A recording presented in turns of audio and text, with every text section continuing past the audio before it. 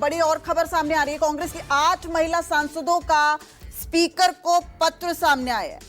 अब देखिए, विरोध पत्र के जरिए भी अपनी आपत्ति यहां पर जताई जा रही है। कांग्रेस पूरी तरीके से आर पार की लड़ाई के मूड में इस वक्त नजर आ रही है। सरकार के दबाव में न आए स्पीकर, ये कांग्रेस कहती नजर आ रही है। पत्र पर प्रियंका गांधी ने भी हस्ताक्षर कर दिए।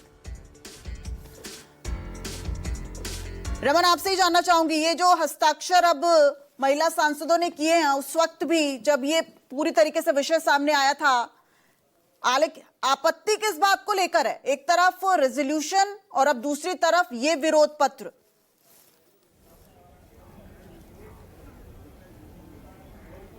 देखिए, आपत्ति इस बात को लेकर है कि लोकसभा अध्यक्ष ने जिस घटना के बारे में, जिस घटना का जिक्र किया अपने स्टेटमेंट में कि अप्रत्याशित घटना घट सकती थी, तो कहीं न कहीं आरोप इसी महिला सांसदों पर लगने लगे कि महिला सांसदों को ढाल बनाकर प्रधानमंत्री के ऊपर हमले की योजना थी क्या। ये आहत करता है इन सांसदों को, इन महिला सांसदों को, उनके ऊपर गंभीर आरोप लगाए गए और इसीलिए 8 महिला सांसदों ने लोकसभा स्पीकर को पत्र लिखकर निष्पक्ष रहने की मांग की। कहा कि सरकार के दबाव में आया ना करें, आप सबके संरक्षक हैं। एस ज्योतिमणि, जो कि कांग्रेस की सांसद हैं तमिलनाडु की, उनके लेटर हेड पे चिट्ठी लिखी गई और तमाम सांसदों ने उस पर हस्ताक्षर किए और उन्होंने कहा कि यह पत्र बहुत दुख और संवैधानिक जिम्मेदारी की गहरी भावना के साथ लिख रही हूं। यह बहुत दुर्भाग्यपूर्ण है कि आप लोकसभा के स्पीकर और इस सम्मानित सदन के संवैधानिक संरक्षक होने के नाते सत्ताधारी पार्टी द्वारा विपक्ष की महिला सांसदों, खासकर इंडियन नेशनल कांग्रेस की महिला सांसदों के खिलाफ झूठे, बेबुनियाद और मानी हानिकारक आरोप लगाने के लिए मजबूर किए गए हैं। इसके बाद उन्हें ये चिट्ठी लिखनी पड़ रही है और इस चिट्ठी के जरिए लोकसभा स्पीकर को ये कहा गया कि आप निष्पक्ष रहिए, क्योंकि आप सिर्फ सत्ताधारी दल के स्पीकर नहीं हैं, आप विपक्ष के भी स्पीकर हैं। आपको आपका संरक्षण हमें भी चाहिए और संरक्षण बेहद जरूरी है। ठीक है गौरव, ये तो आरोप स्पीकर पर लगते ही हैं, हर सत्र में ये देखा जाता है, लेकिन अब संसद के भीतर और बाहर किस तरीके से राजनीतिक गतिरोध और ज्यादा बढ़ेगा? देखिए, जाहिर तौर पे जैसा कि मैंने पहले आपको बताया कि सदन या सरकार 2 तरीके से चलती है। एक तरीका होता है कि ठीक है, चलने दो, मैनेज करके बीच का रास्ता निकालते रहो। दूसरा होता है कि नहीं, जो चीज नियम कानून के खिलाफ है उसे हम नहीं चल देंगे। तो ये दूसरी वाली सरकार है और स्पीकर भी अपनी बात पे अड़े हैं कि जो नियम कानून के तहत नहीं है उसे हम सदन में आपको बोलने की अनुमति नहीं दे सकते हैं और सरकार भी उसी लाइन पे खड़ी हुई है। दूसरी बात, जहां तक विपक्ष की बात रही, देखिए सत्ता पक्ष का आरोप यह है कि जब विरोध प्रदर्शन का मामला 8 सांसद जो सस्पेंड हुए उसके बाद मामला कमजोर पड़ता गया, तो अब विपक्ष एक नई चीज लेकर आया है ताकि वो न्यूज में बना रहे, जबकि उसे मालूम है कि ये जो प्रपोजल होगा, ये जो रेजोल्यूशन होगा, उसका कुछ नहीं होने वाला है। वो पास नहीं होना है, वो फेल ही होना है, उसका मोशन जो है वो स्वीकार भी नहीं होगा। तो इस तरह से सत्ता पक्ष का यह आरोप है कि नियम कानून तोड़ने का काम विपक्ष करता है और उसके बाद मीडिया में बने रहने के लिए, संसद सत्र के जरिए अपनी राजनीतिक रोटी सेकने के लिए सदन में हंगामा और बाहर इस तरह की खबरें और इस तरह का कार्य करना चाहता है कि जिससे विपक्ष है ये कम से कम आम जनता में विपक्ष किस लिए लड़ाई कर रहा है, क्या सोच रहा है, किस तहत सरकार के साथ उसकी आक्रामक रणनीति चल रही है, लड़ाई चल रही है, वो जनता के बीच जाता रहे। दूसरी बात, एक साफ साफ बात है जो कि महिला सांसदों ने जो पत्र लिखा है उस पे स्पीकर का काम है, स्पीकर की जिम्मेवारी है कि सदन के अंदर सभी सांसद सुरक्षित रहें और सदन की मर्यादा बनी रहे, ये स्पीकर की पूरी जिम्मेवारी होती है।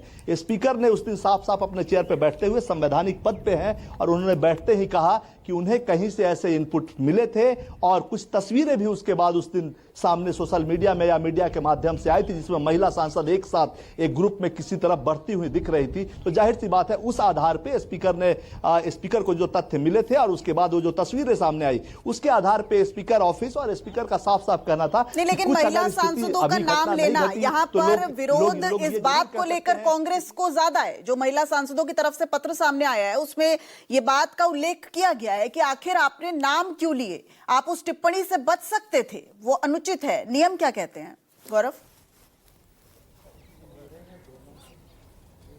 देखिए, उन्होंने नाम नहीं लिया, उसमें नेमिंग नहीं, नेमिंग करना एक बड़ी बात होती है। अगर वो कुछ सांसदों, महिला सांसदों का नाम लेते तो स्पीकर को यह अधिकार है कि नेम कर सकता है उनको, और इस कृत्य के लिए उन पे एक्शन भी हो सकता है। लेकिन चूंकि वो स्थिति, स्पीकर ने कहा कि मैं नहीं चाहता कि इस तरह की कोई अप्रिय स्थिति बने, इसलिए प्रधानमंत्री से मैंने आग्रह किया कि आप सदन में ना आए। देखिए, एक पक्ष ये है कि आपने मेरा नाम लिया, आपने मेरी भावनाएं आहत की, एक सांसद के तौर पर मुझ पर आप ये कैसे आरोप लगा सकते हैं कि एक अप्रिय घटना को मैं अंजाम दे सकती थी। दूसरी तरफ दूसरी बात यह है कि प्रधानमंत्री सदन में नहीं आया, उन्हें, स्पीकर ने उनसे आग्रह किया कि कुछ इस तरह की अप्रिय घटना घट सकती है, तो सदन के अंदर अगर प्रधानमंत्री के आसपास सांसद घिर जाते, उन्हें किताब देने का प्रयास करते, या कुछ वैसी स्थिति में प्रधानमंत्री के सामने अगर महिला सांसद आती और उसके बाद बीजेपी की भी महिला सांसद आगे आती और वहां अगर कुछ अप्रिय स्थिति, धक्का मुक्की तरह की स्थिति बनती, तो ये एक अच्छी तस्वीर नहीं जाती। और इसलिए लोकसभा स्पीकर ने साफ से अब कहा कि इस तरह के दृश्य से बचने के लिए उन्होंने ये फैसला लिया है। कहीं ना कहीं उनके हिसाब से उन्होंने जो कहा, संवैधानिक पद पे है कि उनके पास क्रेडिबल इस बात की